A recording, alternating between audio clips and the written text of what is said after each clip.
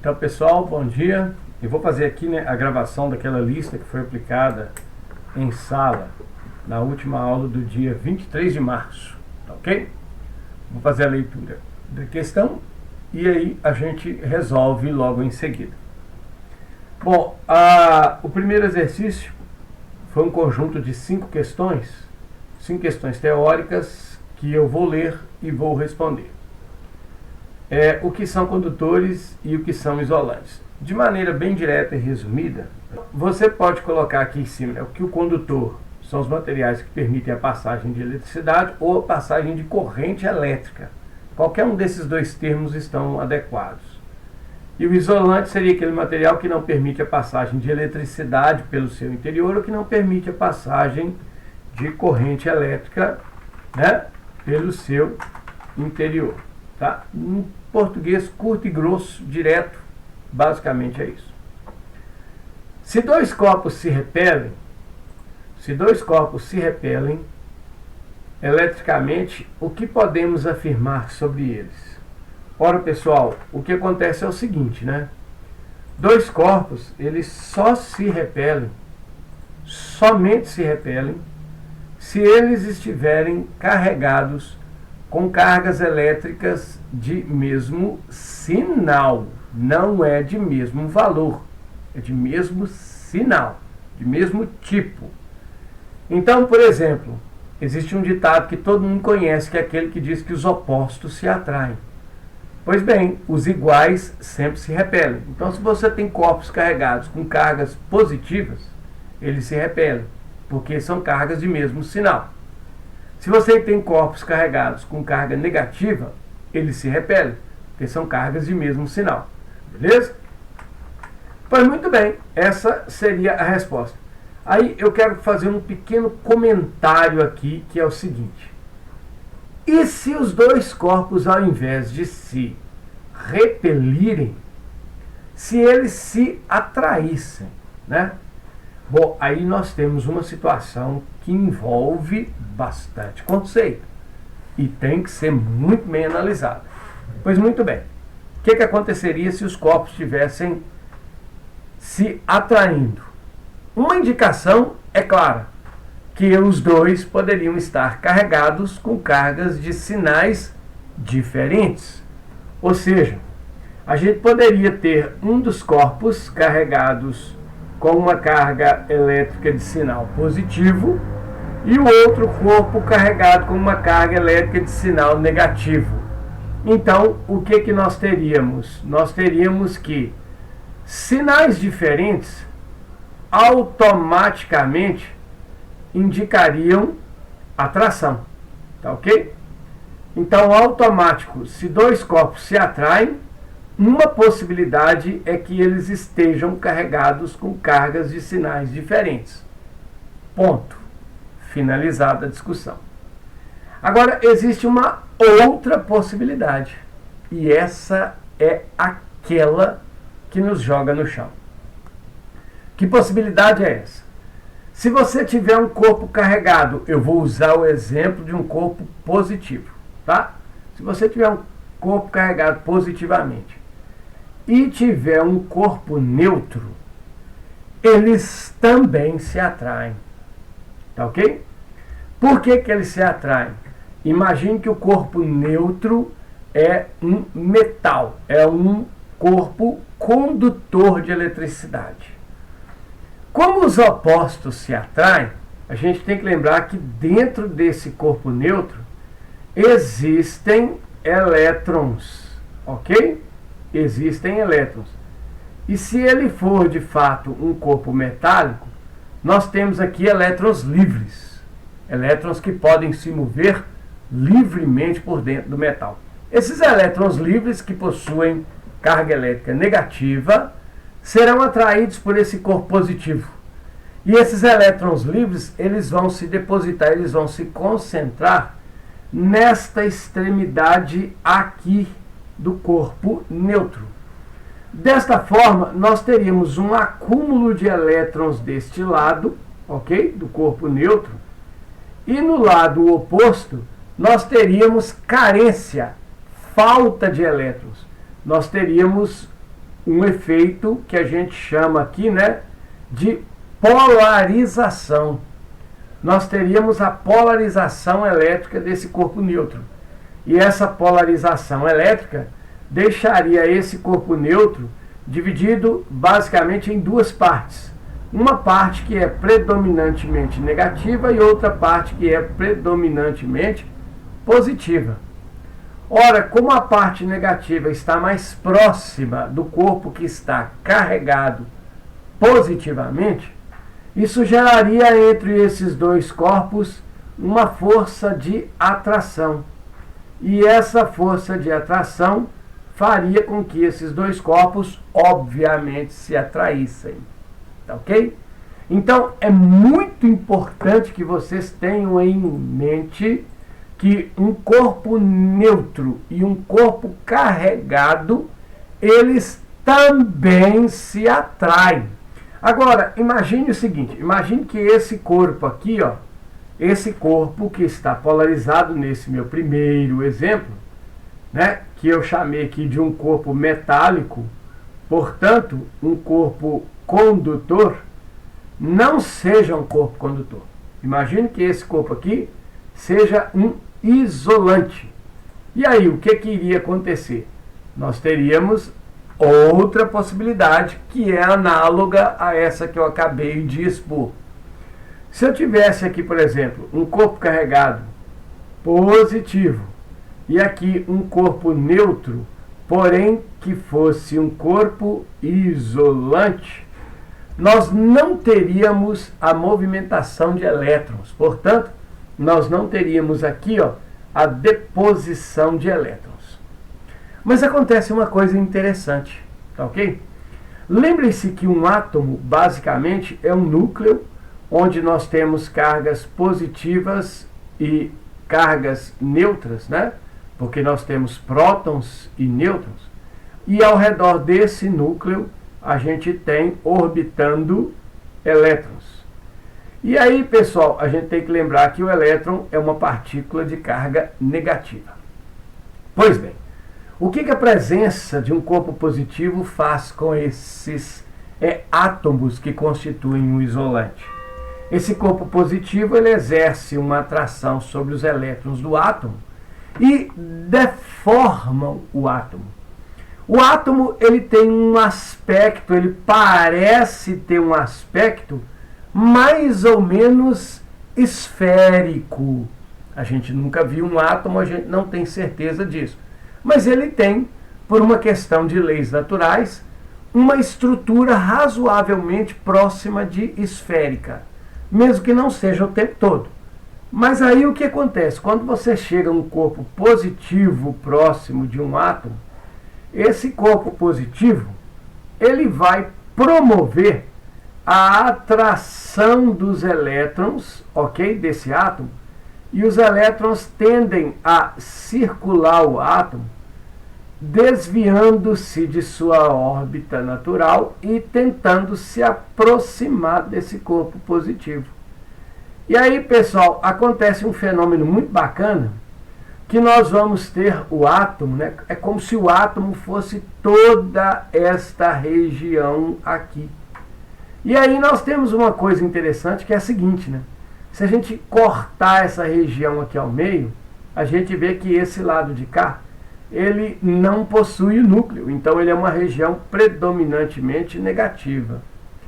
O lado de cá possui o núcleo, e os elétrons, obviamente, eles estão circulando, dá a essa região, uma vez que o núcleo não sai do lugar, nós teremos aqui uma região que tem uma predominância de cargas positivas. Automaticamente, nós estamos fazendo aqui, né, com a aproximação desse corpo positivo, a polarização também, só que é a polarização dos átomos, que também acontecem nas moléculas, né? E essa polarização faz com que os átomos desse isolante, eles tenham um lado negativo mais voltado para o lado da carga positiva que foi aproximada aqui do isolante.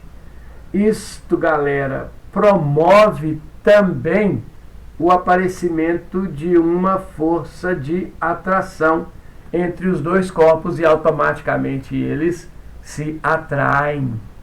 Então, quando que dois corpos se atraem? Ou quando eles possuem cargas de sinais opostos, ou quando pelo menos um deles está carregado. Sendo o outro condutor ou não, ele sofrerá a polarização elétrica e automaticamente será atraído. Tá ok? Então, a pergunta que eu fiz foi a seguinte: se dois corpos se repelem, o que você pode falar sobre eles? Para ter repulsão, os dois são obrigados a terem cargas de sinais opostos. Os dois têm que estar carregados. Um positivo, outro positivo também. Ou um negativo, o outro negativo também. Tá? Agora, se eles sofrerem atração, ou os dois estão carregados com carga de sinais opostos, ou pelo menos um está carregado e o outro pode estar neutro. Seja ele isolante ou seja ele condutor, haverá a atração. Muito cuidado com isso, tá ok? Muito cuidado. A terceira pergunta é uma pergunta de cálculo direto. É aquela que diz o seguinte: se você tem um corpo neutro que foi eletrizado e passou a ter uma carga de menos 4,8 microcoulomb, então veja, uma carga negativa, ok? Se ele passou a ter uma carga de menos 4,8 microcoulomb, é feita a primeira pergunta, né? Esse corpo perdeu elétron ou ganhou elétron? Justifique. Pois bem, para que um corpo fique carregado com carga negativa, é necessário que ele tenha sobra de elétrons. Ou seja, é necessário que haja nesse corpo mais elétron do que próton. Consequentemente, quando um corpo está em sua situação natural, em sua situação fundamental, o número de prótons e elétrons é igual, está equilibrado, ou seja, o corpo é neutro. Para que um corpo fique negativo, é preciso que a gente aumente a quantidade de elétrons, porque o número de prótons não pode ser aumentado, uma vez que o próton está ligado ao núcleo, e é extremamente difícil você quebrar o núcleo.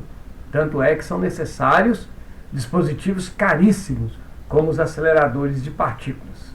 Agora, o elétron, ele pode ser removido com certa facilidade e pode ser inserido com certa facilidade nos átomos.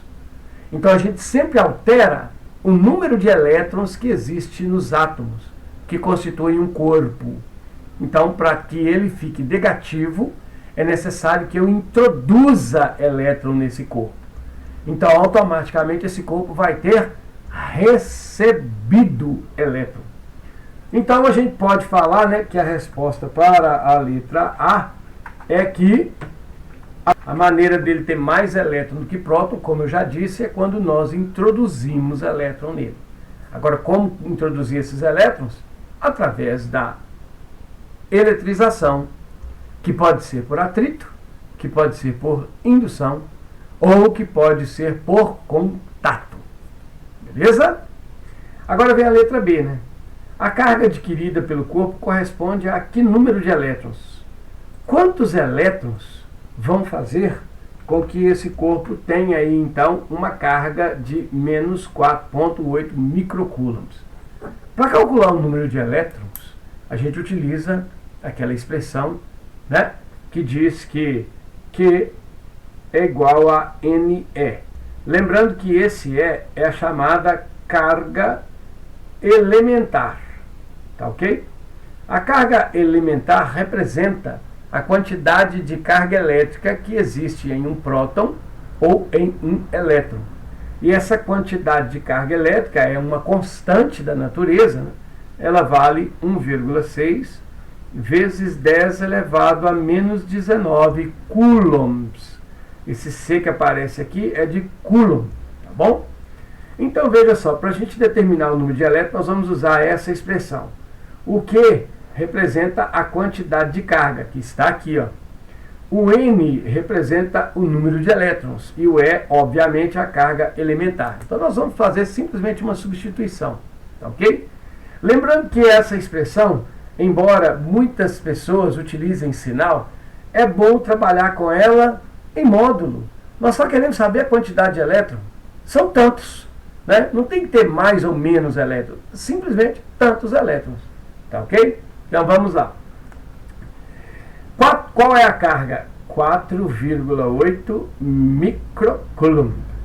Isso aqui vai ter que ser igual ao N, que é o número de elétrons, multiplicado pela carga elementar. 1,6 vezes 10 a menos 19 coulomb.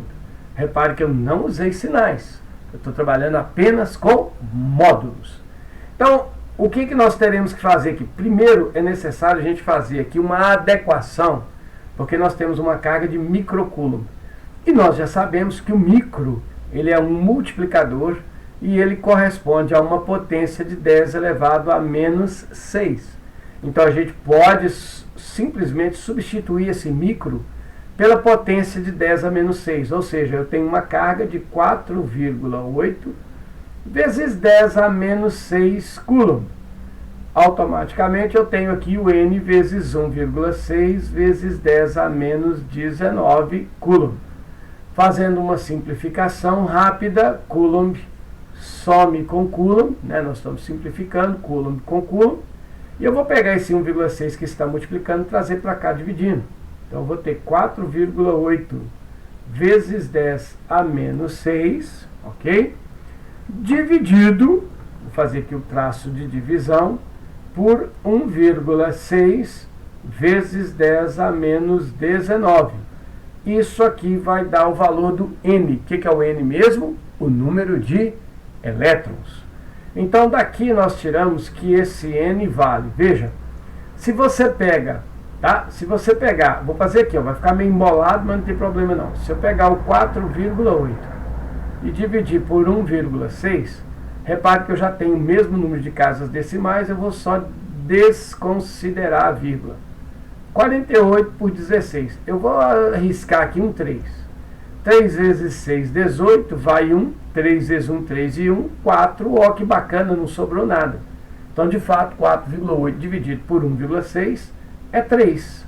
Agora eu vou dividir as potências de 10. Como é que a gente divide potência de 10?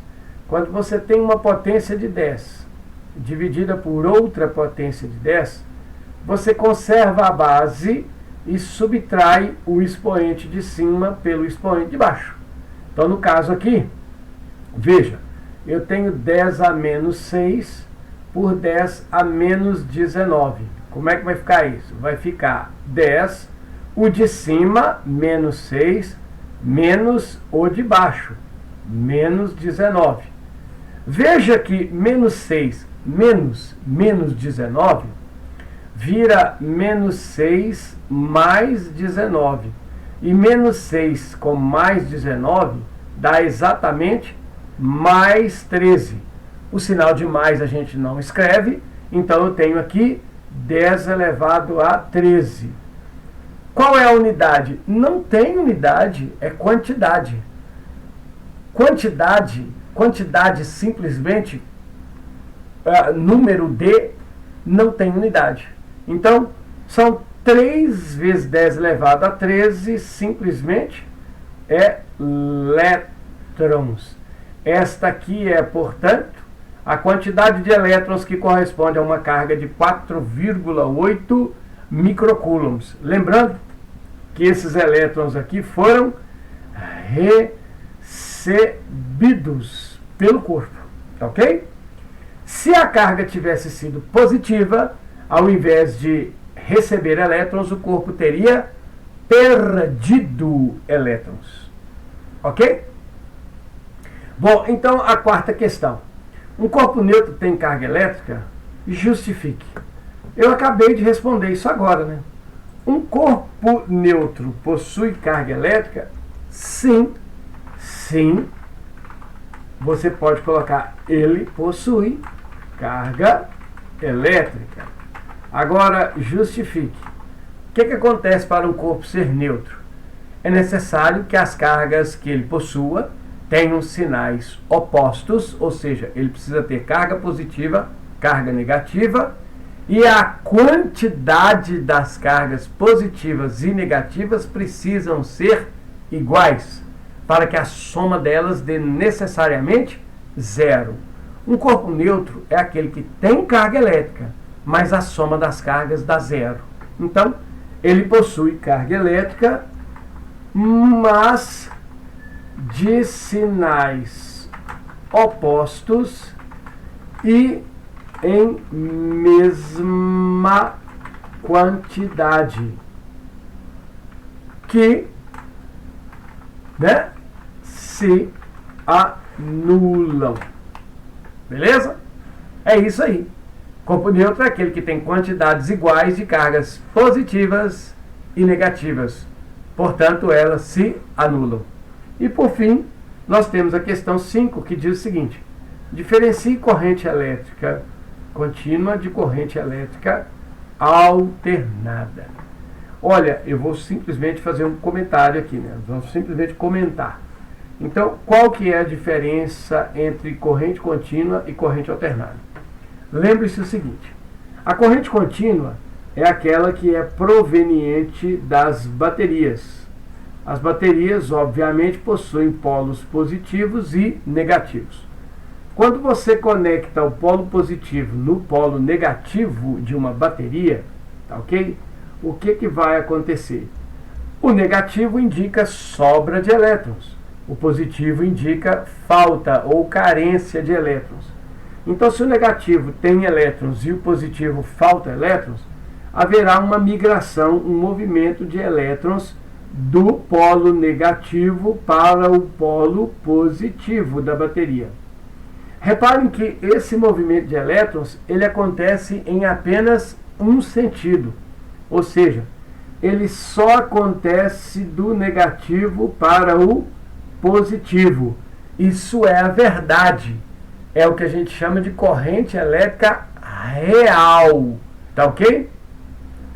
Essa corrente que só acontece em um sentido é justamente aquela corrente que nós chamamos com o nome de corrente contínua. Beleza? Então, o que é a corrente contínua? É aquela que sempre acontece em um único sentido. Bom, e o que vem a ser, portanto, a corrente alternada? A corrente alternada é aquela proveniente que a gente encontra, né, na nossa rede elétrica, que a distribuidora de eletricidade faz com que chegue à nossa casa. Na nossa casa nós vamos lá encontrar uma tomada, normalmente com 3 furos, né? Um desses furos nas redes de 110 volts é o que a gente chama de fase, e o outro nas redes de 110 volts é aquele que a gente chama de neutro. Não estou dizendo aqui nessa minha figura que ela é meramente ilustrativa, não quer dizer que o de cima é fase e o de baixo é neutro, não. Isso aí depende do que o eletricista ligou lá. Mas um dos furos é fase e o outro é neutro. O furo central é aquele destinado ao aterramento, né? O terra, normalmente ele vem com esse símbolo aqui, ó, que indica aterramento. Beleza? Bom, o que acontece numa tomada elétrica? Quando você pega um pedaço de fio e liga o fase no neutro, nós temos uma movimentação interessante de elétron. O que acontece com o elétron? Ora, o elétron se move em um sentido, tá? Esse movimento é ocasionado pela ação da tensão elétrica da rede, ok? E essa tensão elétrica faz com que, então, o movimento do elétron ocorra em um sentido. Essa tensão, ela faz com que nos pinos da tomada apareçam, ok? Como se fossem os polos da bateria.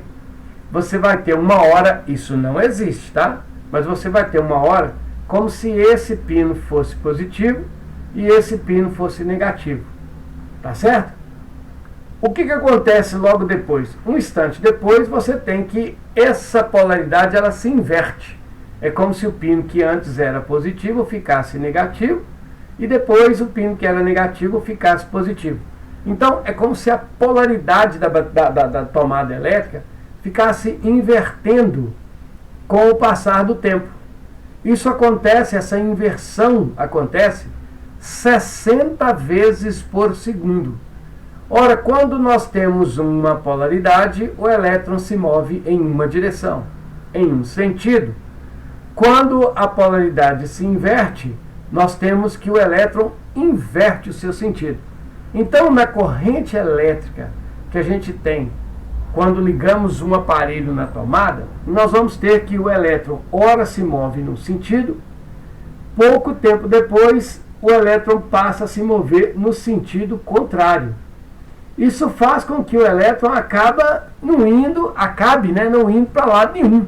Ele fica, na verdade, fazendo um movimento de vai e vem. Olha, eu vou para lá, olha, eu vou para cá. Olha, eu vou para lá, olha, eu vou para cá. Olha, eu vou para lá, olha, eu vou para cá. Portanto, a corrente elétrica, ora ela acontece em um sentido, ora ela acontece no sentido oposto. Isso quer dizer que a corrente elétrica ela fica invertendo o seu sentido 60 vezes por segundo. Pessoal, essa corrente que inverte o seu sentido é aquela que nós chamamos de corrente alternada. Então, qual que é a diferença entre corrente alternada e corrente contínua? É que a corrente contínua ocorre apenas em um sentido, ok? E a corrente, e no caso, a corrente alternada, ela o que ela faz? Ela muda de sentido com o passar do tempo. Então, ora ela é no sentido, ora ela é em sentido contrário, ora no sentido, sentido contrário. Então os elétrons eles ficam dançando dentro do condutor, no movimento de zigue-zague. Na corrente contínua eles circulam pelo condutor, tá certo? Essa é a grande diferença entre corrente contínua e corrente alternada. Tá beleza? Bom, a resposta da questão número 5, né, fecha aqui, portanto, a lista de exercício nas questões teóricas. E aí agora nós vamos passar para as demais questões. Ok? Então vamos lá. A próxima questão é a seguinte, né? É uma questão que trata de resistores. Você precisa identificar, tá certo? O código de cores presente em alguns resistores. Para fazer isso, nós precisamos de uma tabela de cores, tá ok? Uma tabela de cores para resistores. Essa tabela de cores ela pode ser encontrada facilmente na internet e a gente pode ver aqui assim, né, as cores, os dígitos ou os algarismos correspondentes e aqui os multiplicadores e as tolerâncias, né? Repare que na questão 6 eu pedi para vocês fazerem o seguinte: indica o valor da resistência de cada resistor. Não está indicado no quadro o quarto anel colorido, correspondente à tolerância. Por que eu tirei esse anel colorido fora? Porque a impressão, né, das folhas para fazer a lista fez desaparecer a cor da quarta lista aqui dos resistores. Então, não é para indicar a tolerância. Beleza? Então, pessoal, está aqui a tabela de cores. A questão 6 pede para vocês fazerem o seguinte: indique o valor da resistência de cada resistor abaixo. Não está indicado o quarto anel colorido correspondente à tolerância. Então, não indica a tolerância. Não precisa nesse exercício aqui. Consulta a tabela com o código de cores na internet. Eu já colei ela aqui para a gente adiantar. Então, vejamos aqui. Ó. Primeiro, nós temos um resistor que é marrom, verde e vermelho. Como é que nós vamos fazer, tá, a identificação da resistência deste resistor? É muito simples. Veja só. Então, para esse resistor aqui, ó, eu vou identificá-lo como resistor de número 1. Para o resistor 1, nós temos as cores marrom, verde e vermelho. Veja, a primeira lista, a primeira faixa colorida, é um algarismo. O marrom, vejam, o marrom corresponde ao algarismo 1. Então, para o primeiro resistor, nós teremos uma resistência de 1. Verde, vejam na tabela, o verde corresponde ao algarismo 5. Então, 5. Agora vejam, a terceira faixa é o multiplicador. O que é o multiplicador? É uma potência de 10, onde o expoente do 10 vai ser exatamente o valor correspondente à cor que está sendo indicada na faixa. Então veja, nós temos uma faixa vermelha. Vamos procurar aqui, ó, o vermelho, o dígito do vermelho é o 2. Então nós vamos criar aqui uma potência de 10 elevado a 2. Mas veja que 10 elevado a 2 é 100, não é verdade? Então nós temos aqui uma resistência elétrica de 15 vezes 100.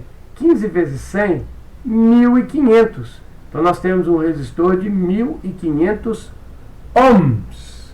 Quando a resistência de um resistor está acima de 1.000 ohms, a gente pode utilizar os multiplicadores. Eu posso expressar essa resistência como sendo uma resistência de 1,5 kilo ohm, onde esse K ele representa, na verdade, uma potência de 10. Que potência de 10 é essa? Seria a potência de 10 elevado a 3, tá ok?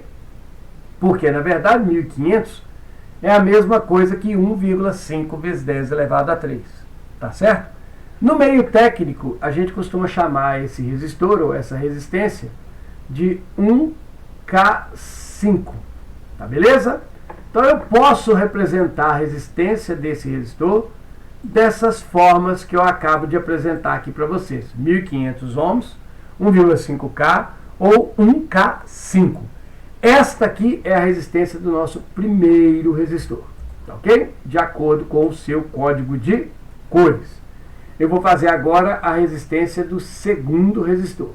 Então vamos lá, sigam comigo. As faixas do segundo resistor são azul, cinza e preto. Então vamos lá. O azul, vindo aqui na tabela de cores, corresponde ao 6. Então nós temos aqui, ó, 6, beleza? O cinza, vejam, na tabela de cores, corresponde a 8. Então, 8, beleza? Agora veja que a terceira faixa é o preto, é o multiplicador. Nós vamos colocar uma potência de 10 elevado ao dígito correspondente à faixa preta, que no caso é 0. Todo número, pessoal, elevado a 0 vale 1, tá ok? Então 10 elevado a 0, 1. Então é como se a gente tivesse aqui, ó, 68 vezes 1. Então 68 vezes 1 nos dá, portanto, 68 ohms. Essa é a resistência do segundo resistor. Vejam que o valor da resistência é menor que 1.000, portanto, eu não vou expressar isso aqui usando os nossos multiplicadores. Está expressa a resistência do resistor 2. Passemos então para o resistor 3. Qual é a resistência do resistor 3? O resistor 3 tem faixas laranja, branco e marrom. Vamos ver o laranja. O laranja é o dígito 3. O branco está aqui, ó. O branco tem dígito 9. Agora eu vou utilizar a terceira faixa, que é o multiplicador. O marrom, vejam, o marrom é o dígito 1. Então eu vou colocar aqui 10 elevado a 1. Logo, 10 elevado a 1 é 10, tá certo? Então nós temos aqui uma potência que é 39 vezes 10. Uma resistência que é de 39 vezes 10. 39 vezes 10 dá exatamente 390. Então nós temos um resistor de 390 ohms, que é o nosso terceiro resistor. Vamos um pouquinho mais rápido, para não ficar longo demais o vídeo, né? Então nós temos agora o resistor 4, que eu vou fazer um pouco mais automático aqui, tá ok? O que vai ficar o resistor 4? Marrom, cinza, preto. Então vamos lá na tabela de cores. Marrom é 1, beleza? Marrom é 1. Vejam que o cinza está aqui, ó, ele vale 8. E preto vai ser a potência de 10, o multiplicador. Preto, o algarismo é 0. Então 10 elevado de novo a 0. Está aqui, ó, preto, 0. Então nós vamos ter aqui, na verdade, que a gente tem uma resistência de 18 vezes 10 elevado a 0, que vale 1. Então 18 vezes 1 é 18 mesmo. Nós temos um resistor, portanto, de 18 ohms. O resistor 5, ele é vermelho, tá, ok? Vermelho e verde. Se a gente vier aqui na tabela, nós vamos encontrar que vermelho é 2, tá certo? Como esse dígito aparece 2 vezes, nós vamos então reproduzir ele aqui 2 vezes o valor para ele. Como é que vai ficar então a resistência desse resistor? Vermelho, vermelho, verde vai ficar 2, 2, tá ok? Então veja, vermelho, vermelho, 2, 2 e verde. Se a gente vier na tabela, veja que o verde corresponde a 5. Cara, isso vai dar uma potência de 10 elevado a 5. Então vejam que a potência de 10 elevado a 5 vai ser exatamente 22 seguidos de 5 zeros. 1, 2, 3, 4, 5. Então nós temos aqui uma resistência, olha só para vocês verem, é uma resistência de 2.200.000 ohms. Eu posso fazer isso e expressar essa resistência como sendo 2,2 vezes 10, vejam, eu peguei 6 casas ohm. A potência de 10 elevado a 6 é a famosa potência, o multiplicador mega. Então vejam que o mega é 10 elevado a 6. Então eu posso falar que isso aqui é um resistor de 2,2 mega ohm, ou simplesmente 2,2 mega. No meio técnico a gente pode encontrar a indicação disso como sendo 2M2, tá ok? Lembrando que a letra toma o lugar da vírgula, então é um de 2,2 mega ohm, beleza? Esse é o resistor 5. Façamos então agora o resistor 6. O que é o resistor 6? O resistor 6 é amarelo, violeta e laranja. Amarelo, violeta e laranja. Então vamos lá. Amarelo corresponde ao 4, tá ok? O violeta corresponde ao 7. E a terceira faixa, que é o laranja, vejam que o laranja corresponde ao 3. Então nós teremos aqui uma potência de 10, ok? Elevado a 3. Isso nos dá 47.000 ohms. Eu já vou usar aqui um pouquinho mais rápido, né? Veja que eu já tenho a potência de 10 a 3. O 10 elevado a 3 é o nosso multiplicador K. Eu posso expressar isso aqui como sendo 47.000 ohms, mas considerando essa potência de 10, eu posso expressar também como sendo 47 kilo ohm. Ou no meio técnico, simplesmente 47K. Essa é a resistência, portanto, do nosso resistor 6, tá ok? Então nós vamos fazer agora a resistência do resistor de número 7. Quem que é o resistor 7? O resistor 7 é um resistor marrom, preto e amarelo, tá ok? Então o resistor 7, marrom, preto, amarelo. Se a gente vier na tabela de cores, o marrom é 1. Então nós temos aqui, ó, marrom 1, preto, veja que o preto é 0, e agora eu tenho uma potência de 10 de quem? Marrom, preto, amarelo. O amarelo é 4, então 10 elevado a 4. Note que isso corresponde a 10 vezes 10.000, portanto, 100.000 ohms. Eu posso expressar isso da seguinte forma: 100.000 é a mesma coisa que 1.000, 10 elevado a 3. É 100 vezes 10 elevado a 3. Ou seja, eu posso expressar isso como sendo 100K ohm, 100 kilo ohm. Tá certo? Essa é a resposta ou a resistência do nosso resistor. No meio técnico, popularmente, a gente fala simplesmente 100K. Um resistor de 100K, 100 kilo ohm.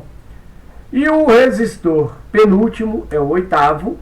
Nós temos aqui um cinza, vermelho e vermelho.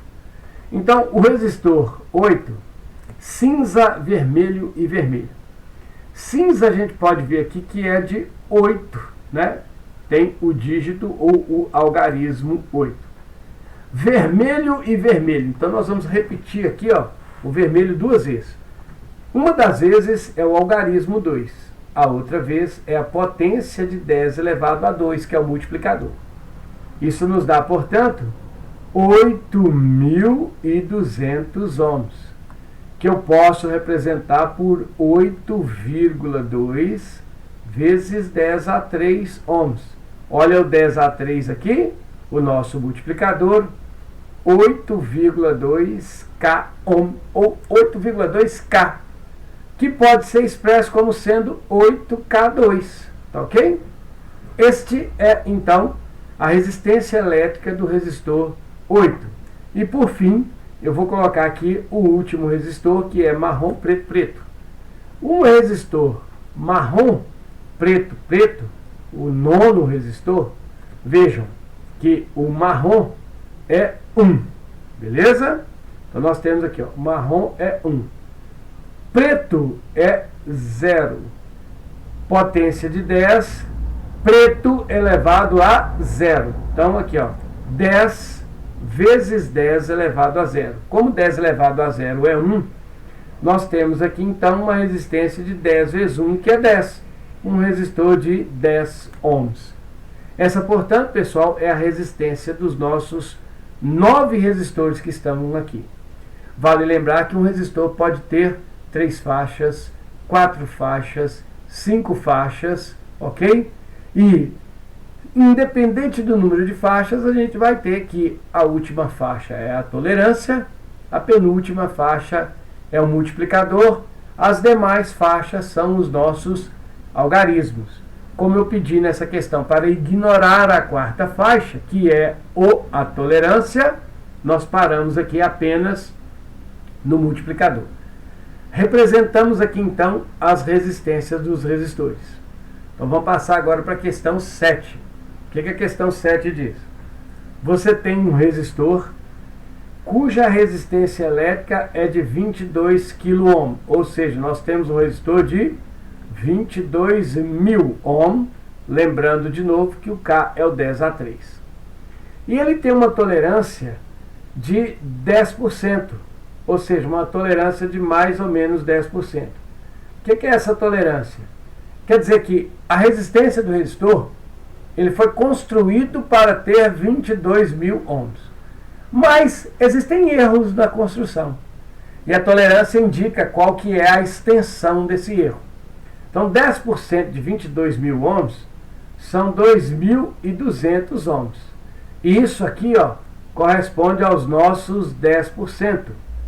Bora, o que significa isso? Isso significa que o resistor de verdade, ele pode ter uma resistência que tenha 22.000 ohms mais esses 10%, ou seja, ele pode ter uma resistência de até no máximo 24.200 ohms, ou uma resistência que chegue no mínimo a 22.000 menos 2.200, ou seja, 19.800 ohms. Então, essa margem aqui, ó, que pode variar a resistência do resistor em função da sua fabricação, é o que nós chamamos de tolerância, são os 10%. Vale lembrar que quanto menor é a tolerância, mais preciso é o resistor. Então, o que nós temos aqui? As seguintes perguntas. Quais as faixas coloridas estampadas no corpo desse resistor? Caraca, como é que eu vou descobrir as faixas coloridas? Eu vou identificar as faixas coloridas pelo valor real do resistor, a partir aqui, ó, de 22.000.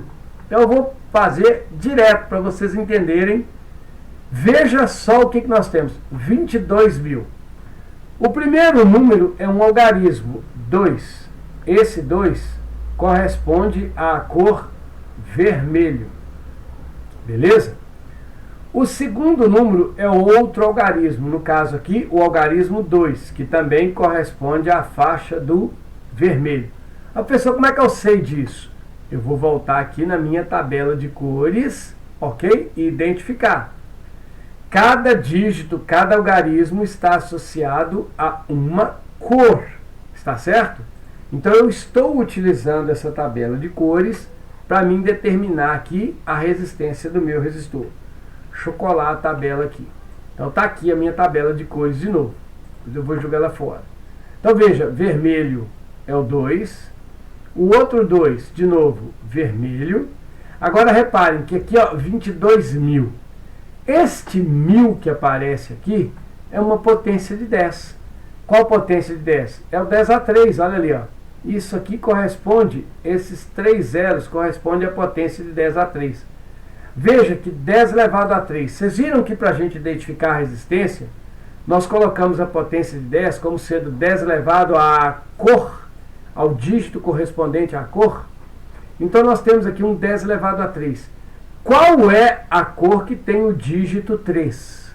Você vai vir aqui na tabela, olha, 0, 1, 2, 3. A cor é a cor laranja.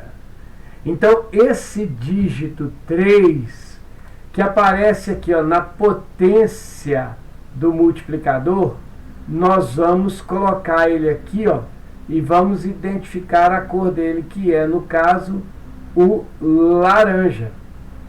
Portanto, nós já temos aqui, ó, 3 faixas coloridas. Note que o resistor tem 4 faixas. Beleza? Então, quais são essas 4 faixas? Nós vamos ter aqui, então, o vermelho, o laranja, mais a faixa da tolerância. Qual que é a tolerância? A tolerância é de 10%. Então, nós vamos ter que identificar aqui, ó, nessa tabela, onde está a tolerância. Veja, a última coluna da tabela nos dá a tolerância. Nós temos aqui a tolerância de 5%, que é o dourado, a tolerância de 10%, que é o prateado, e a tolerância de 20%, que é sem cor, ou seja, não viria uma faixa colorida. Como aqui nós temos uma tolerância de 10%, 10% corresponde ao prateado. Então, vejam, para a tolerância de 10%, nós temos a cor prata. Nosso resistor teria, então, esta sequência de cores, que seriam a cor vermelho, tá ok? Laranja e, por fim, prata. Teriam estas cores no corpo do nosso resistor. Com isso aqui, ó, com essa sequência de cores, nós respondemos o item A dessa questão de número 7. Quais são as cores das faixas estampadas no corpo desse resistor? Vermelho, laranja e prata. Claro que nós estamos, nesse primeiro momento, mexendo com resistores de 4 faixas. Tá ok? Então, como nós temos 4 faixas, nós temos aqui as 4 cores. Ok? B. Suponha que esse resistor tenha sido medido. Veja, agora é uma situação em que o resistor é testado, ele é medido, ele não está sendo lido. Pessoal, normalmente quando se testa um resistor com um ohmímetro, nós obtemos um valor de resistência que raramente bate com o valor expresso no código de cores do resistor. Isso, como eu já disse, pelo processo de fabricação. Você não fabrica um resistor, você fabrica milhares, milhões. E aí é lógico que nós não conseguimos produzir milhares, milhões de coisas exatamente iguais. O processo de produção não é perfeito. Então, há falhas. Por isso que existe a tolerância. Tá certo? Agora, veja só. Suponha que ao testar esse resistor, nós encontramos medido o valor de 26K. Então, veja. Eu tenho um resistor, certo? Cuja resistência é 22K. Aí, eu vou, meço esse resistor, beleza? E a medida do resistor me dá uma resistência de 26K. Então esse aqui é o valor impresso, o valor fabricado. Esse aqui é o valor medido. O que é que eu perguntei para vocês? Esse resistor estaria com sua resistência dentro da faixa de tolerância indicada? Sim ou não? ele está dentro da faixa indicada? Como a resistência é de 10%, nós estamos vendo que a faixa de tolerância permite que a resistência do resistor varie de 19.800 no mínimo até 24.200 no máximo. A resistência tem que estar entre esses dois valores, ou seja, de 19.800 até 24.200. Se tiver abaixo de 19.800 ou acima de 24.200, significa que o nosso resistor está com a sua resistência alterada, ou seja, o resistor está danificado. Então veja a pergunta: o resistor estaria com a resistência dentro da faixa de tolerância? Lógico que aqui a gente percebe que não, né? A gente percebe que não. Não. O resistor está com uma resistência, tá ok? Com uma resistência acima da tolerância. Isso significa, né? Ou seja, ele está estragado. Podemos jogá-lo fora. Ok? É isso aí. A questão 8 pede de novo para vocês fazerem a identificação da resistência de resistores. Esses resistores aqui são resistores chamados de resistores SMD. São resistores de dimensões minúsculas. Bom, a primeira questão eu peço para vocês fazerem o seguinte, né? Qual que é a resistência dos resistores? Sabendo que as cores, né, as faixas coloridas desses resistores, tem as cores marrom, preto, marrom e prata. Vamos lá então colocar aqui a nossa tabelinha de cores de novo e vamos determinar as cores para a faixa, a resistência desse resistor. Então vejam, no caso, a faixa marrom, tá ok? Ela tem o algarismo 1. Então, nós temos aqui um resistor 1. A faixa preta, nós temos, portanto, né, o algarismo 0. A terceira, veja, como são 4 faixas, esta última é a tolerância, a penúltima é o multiplicador. Então, no caso aqui, nós vamos ter o multiplicador como sendo a faixa marrom. É um 10 elevado ao dígito da cor marrom. No caso, 10 elevado a 1. E o prateado, nos dá uma tolerância de, vejam, nós temos aqui agora o prata, que nos dá uma tolerância de mais ou menos 10%. Então, quanto é a resistência desse resistor? A resistência dele é simples e puramente 1, 0, veja, 10 elevado a 1 é 10. 10 vezes 100, então vou colocar aqui, ó, vezes 10 elevado a 1.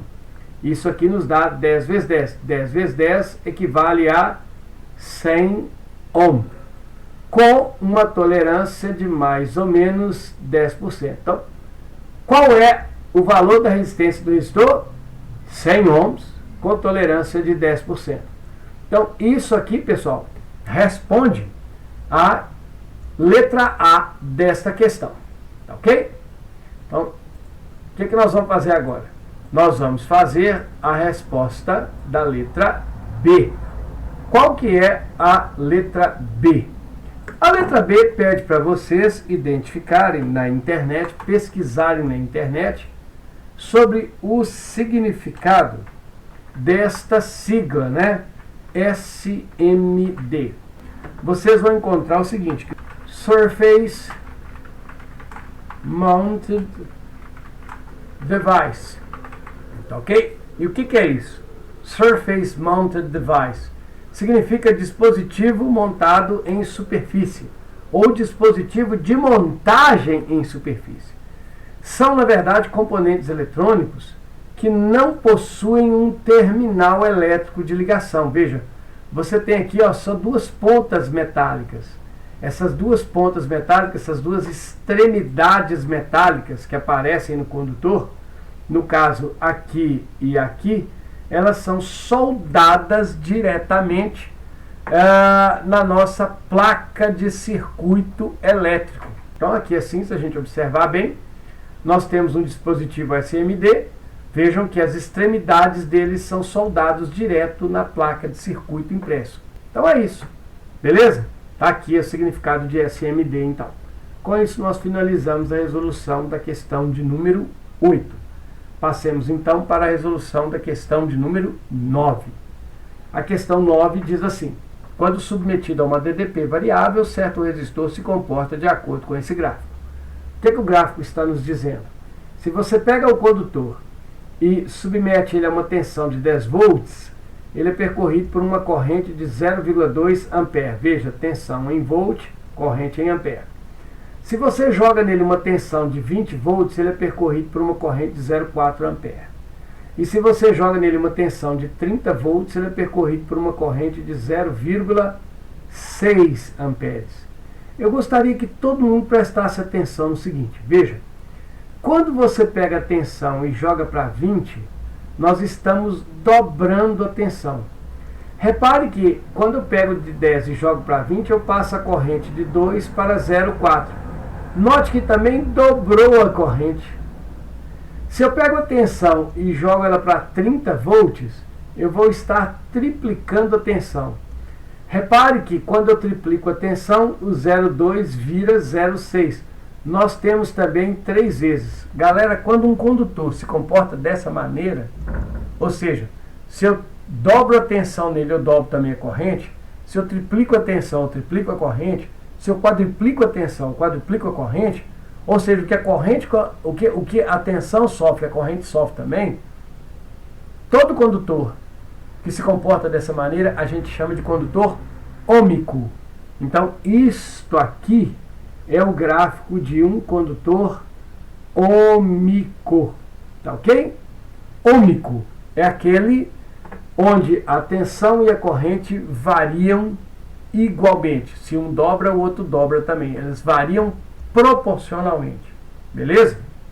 Bom, isso é um comentário. A questão não pede isso. O que a questão está pedindo para a gente nesse primeiro momento? Ela pede para a gente fazer o seguinte. Usando quem vê ri, calcule o valor da resistência do resistor. Facílimo. Facílimo. Aplicação direta de um modelo matemático, de uma equação. Quem vê, sempre ri. V é a tensão, R é a resistência, I é a corrente. Vale lembrar que a tensão elétrica é dada em volt, a resistência elétrica é dada em ohm, cujo símbolo, né, é isso, o volt é V, e a corrente elétrica é dada em ampere, tá ok? É dada em ampere. Então vamos tirar esses valores daqui. Eu posso pegar um conjunto de dados qualquer do gráfico. Então vejam, eu vou usar aqui o seguinte, ó. Para uma tensão de 30 volts, repare, para a tensão de 30 nós temos uma corrente de 0,6. Então eu vou ter um R multiplicado por 0,6.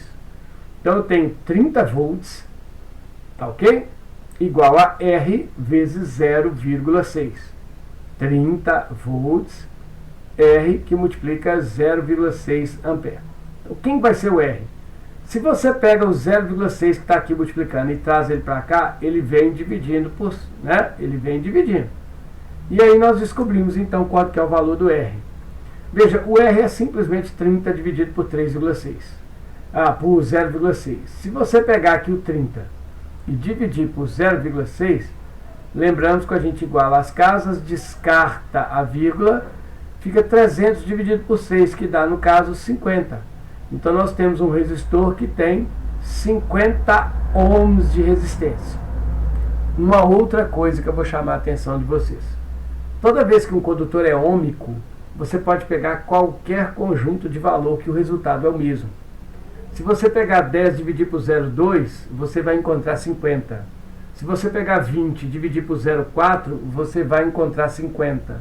Se você pegar 30 e dividir por 0,6, você vai encontrar 50. Se você pegar 5 e dividir por 0,1, você vai achar 50. 15 e dividir por 0,3, vai achar 50. Um resistor ômico é aquele que possui resistência constante. variando a tensão, variando a corrente, a resistência dele permanece a mesma. Tá ok? No caso aqui, 50 ohms. Bom, o valor de 50 ohms responde, portanto, o item A da nossa questão. Suponha que ele possua 4 anéis coloridos, indicativos de seu valor.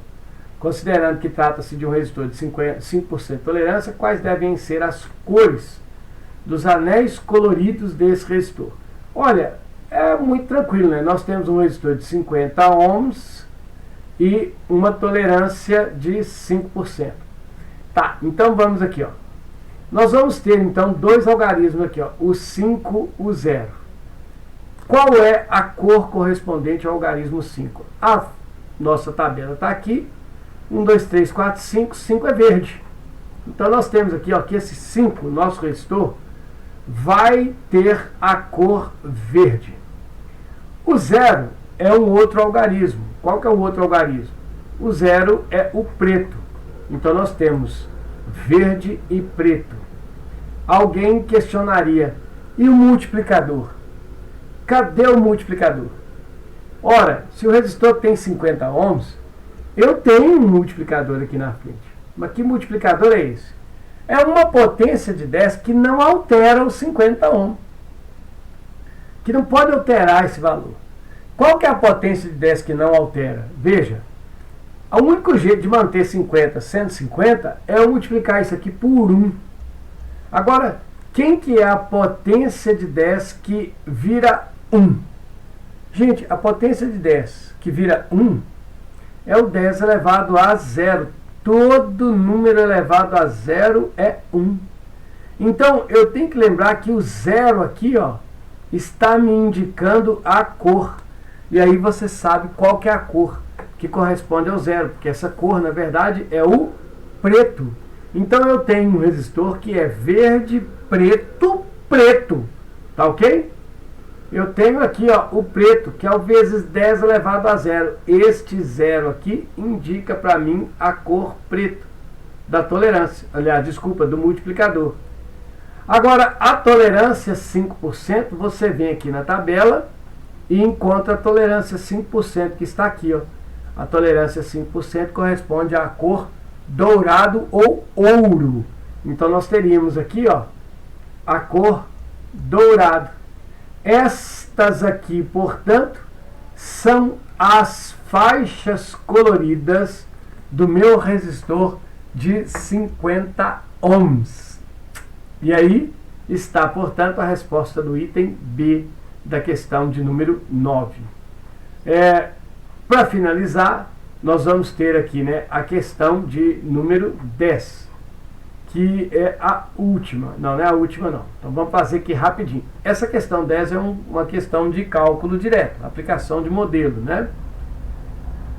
E ela diz o seguinte, você tem um chuveiro que está ligado numa rede de 110 volts, ou seja, nós temos uma tensão elétrica de 110 volts, e ele possui uma resistência elétrica de 2,75 ohm. Pedir para você calcular a resistência desse chuveiro elétrico. Como é que nós vamos achar a resistência? Aplicação do modelo. Quem vê sempre ri. Então, para uma tensão de 110 volts, nós temos uma resistência de 2,75 ohm multiplicado pela corrente que passa no chuveiro. Detalhe importante, né? Aqui em cima nós fizemos, olha, volt dividido por ampere, acaba virando ohm. Beleza? Então nós vamos aqui simplesmente calcular quanto vale essa corrente elétrica. Então você vai pegar o 110 e vai dividir por 2,75. Note que aqui tem duas casas decimais, aqui não tem. Então eu vou igualar o número de casas decimais. Vou desconsiderar aqui agora a vírgula e vou pegar 1.100 dividido por 2,75. Eu vou arriscar aqui, pessoal, veja só. Eu vou arriscar aqui, 4. Veja, 4 vezes 5, 20. Vão 2. 4 vezes 7 dá 28. Com 2 dá 30. Né? Vão 3. 4 vezes 2, 8. Com 3 dá 11. Olha, cara, não é que é em cima da risca? Portanto, veja, 1.100 menos 1.100 dá zero. Sobrou esse zero que eu não disse, eu vou puxar esse zero para cá. Logo, nós temos um chuveiro por onde circula uma corrente de 40 amperes. Olha só que tileba de corrente elétrica. É uma corrente elétrica altíssima, tá ok? Então, no meu chuveiro que funciona com 110 volts e tem uma resistência de 2,75 ohms, nós temos então circulando por ele uma corrente de 10 amperes. Isso responde o item A da questão.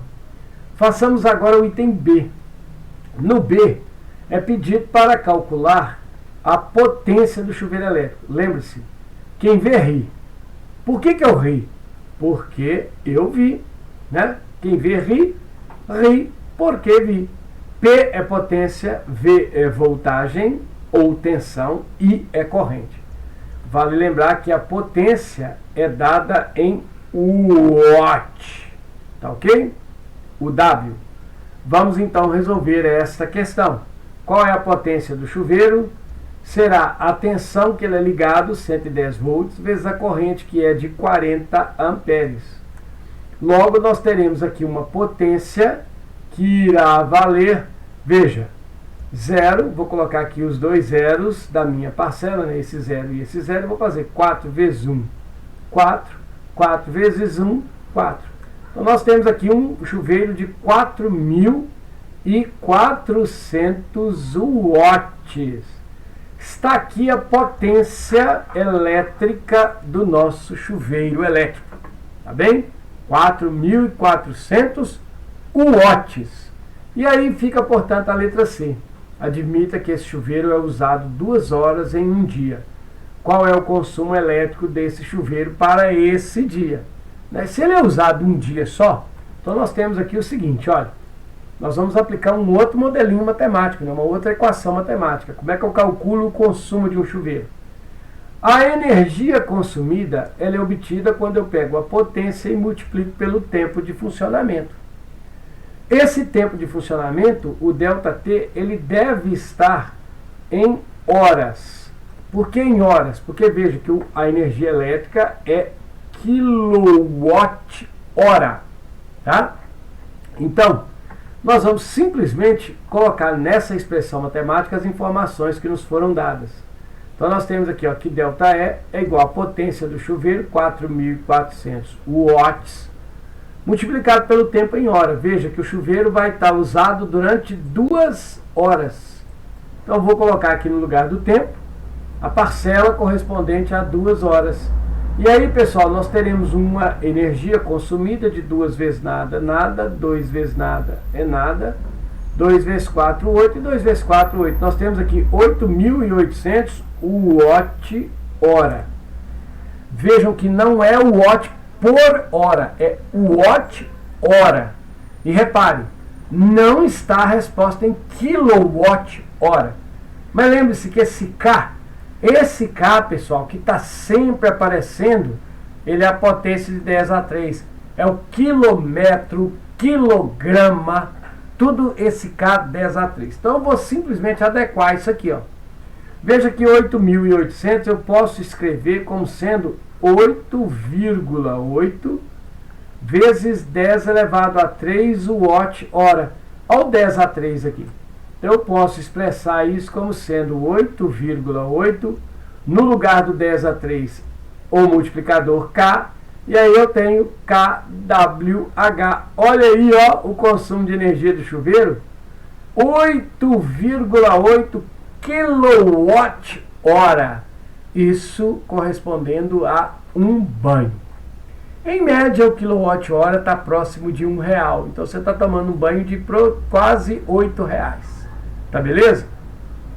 Obviamente, né, um banho de 2 horas, né, pessoal? É caro, é caro. E aí nós finalizamos o item C dessa questão. Fica agora a última questão, que é o 11. Façamos rapidamente que a aplicação de novo de modelo. O condutor possui uma resistência de 120 ohms e está ligado a uma bateria de tensão 12 volts. qual que é a intensidade da corrente que flui no condutor? Para achar a corrente, nós vamos usar o nosso modelinho, né? Quem vê sempre ri. Para uma tensão de 12 volts e uma resistência de 120 ohms, nós vamos ter a circulação de uma corrente I. Esta corrente I vai ser obtida quando eu pego 12 volts e divido isso por 120 ohms. Logo, nós teremos uma corrente, veja, se você pega 12 e divide por 120, veja, 12 não divide, acrescentamos um zero, 0, 120 por 120 dá 1. 1 vezes 120 dá 120, portanto não sobra nada. Nós temos uma corrente de 0,1 ampere.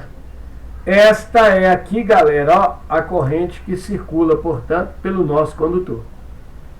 Agora vem qual é a potência dissipada. O que é potência? Qual que é a potência? Potência dissipada. Por que é dissipada? Porque quando um condutor é percorrido por corrente elétrica, ele sofre efeito Joule e emite calor. Ele converte energia elétrica em calor, emitindo, dissipando essa energia. Por isso que tem um nome de potência dissipada. Mas a palavra potência se refere a uma coisa só. O que é essa coisa só? É o nosso porque vi. Veja, quem vê ri. Ri porque vi. Como é que eu vou achar a potência desse cara? A potência dissipada é a tensão, 12 volts, multiplicado pela corrente, 0,1 ampere.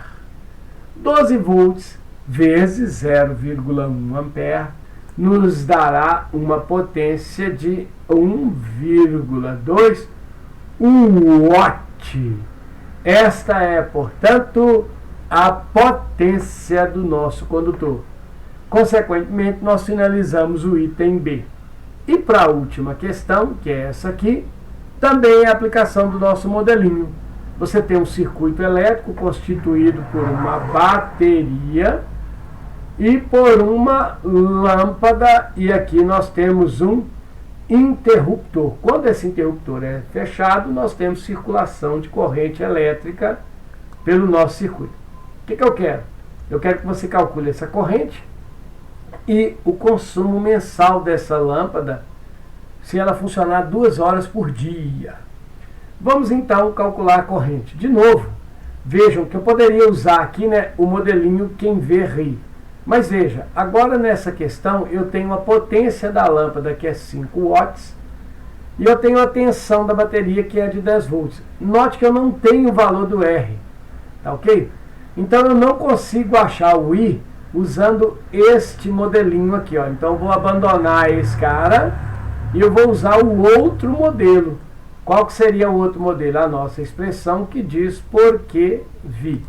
Então eu vou simplesmente substituir essas informações na minha expressão matemática, porque vi, tá ok? Onde P é 5 watt e o V é 10 volt, e eu vou ter aqui então a minha corrente. Essa corrente será então 5 watts dividido por 10 volts, o que nos dará, veja, quando você pega 5 e divide por 10, você não pode dividir, acrescenta um 0, 50 por 10 dá 5, 5 vezes 10, 50. Então nós temos aqui uma corrente que vale 0,5 ampere. É uma corrente de meio ampere. Quando a corrente tem um valor de 1, menor que 1, a gente costuma expressá-la em múltiplos, né? Então uma corrente de meio ampere, veja, uma corrente de meio ampere pode ser expressa como sendo 5 vezes 10 a menos 1 ampere. Ou, andando um pouquinho mais, 50 vezes 10 a menos 2 amperes. Ou, andando mais uma casa, 500 vezes 10 a menos 3 amperes. Note que 10 a menos 3 é um multiplicador. O multiplicador 10 a menos 3 é o mili. Então, eu posso falar que uma corrente de meio ampere é o mesmo que uma corrente de 500 miliamperes. No meio técnico, pessoal, a gente expressa a corrente assim, ou também, preferencialmente, assim, a corrente de meio ampere. Então, meio ampere é a mesma coisa que 500 miliamperes. Tá ok? Agora eu vou fazer então, já que sabemos a corrente, vamos calcular qual que é o consumo da lâmpada. Qual que é o consumo da lâmpada? Aplicando o nosso modelinho, a energia é a potência multiplicada pelo tempo. Nós temos que a lâmpada tem 5 watts, e ela funciona 2 horas por dia. Mas veja que eu pedi para você calcular o consumo mensal. No mês, nós temos 30 dias. Então a nossa lâmpada irá funcionar por um período de 2 horas multiplicado por 30 dias. Tá ok? Então esse 30 aqui, ó, que está aparecendo aqui, está se referindo ao tempo do mês. Se você multiplicar a energia, então vai ser 5 vezes 2, 10. 10 vezes 30 vai dar 300 watt-hora. Este aqui é, portanto, pessoal, o consumo da nossa lâmpada, o consumo mensal, beleza? Foi isso que foi pedido então nessa questão, e com isso nós finalizamos a correção da nossa lista de exercício. Espero que vocês tenham gostado, ok? Qualquer dúvida, estamos aí. Um abraço. Tchau, pessoal.